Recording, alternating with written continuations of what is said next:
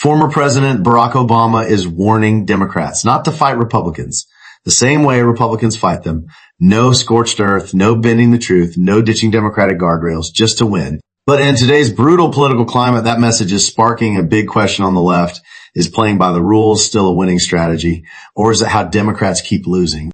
Because while Obama says Democrats shouldn't get punked, critics say that's exactly what keeps happening when one side fights without limits and the other insists on restraint.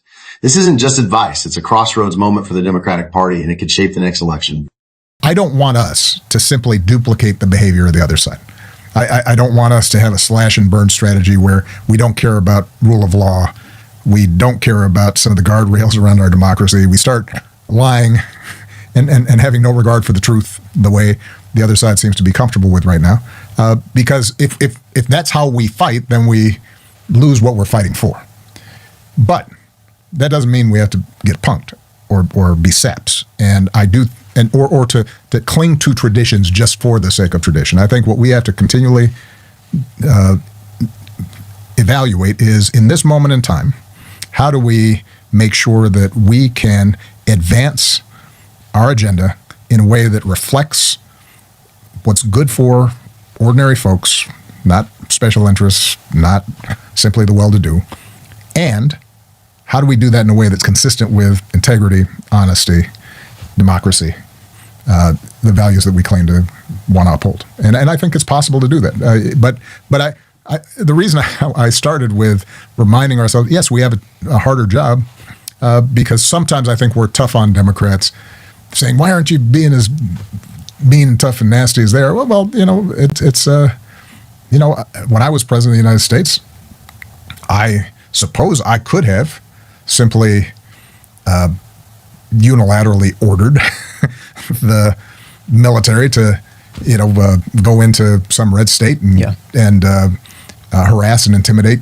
a governor there, or cut off funding for states that didn't vote for me. I could have exercised that prerogative, but that is contrary to how I think our democracy is supposed to work.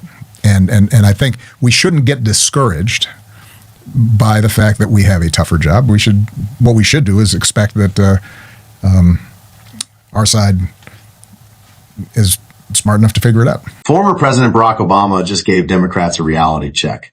And it wasn't the chest thumping message some on the left want to hear. Obama is arguing that Democrats shouldn't respond to Republicans by copying their tactics. No slash and burn. No lying. No abandoning the rule of law just to win the next fight. His warning is simple. If Democrats fight like Republicans, they risk losing the very values they claim to defend.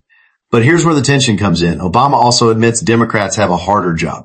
They're expected to play by the rules, protect Democratic guardrails, and still somehow beat an opposition that, in his words, seems far more comfortable bending the truth and pushing norms to the limit. And that raises the uncomfortable question many Democratic voters are already asking.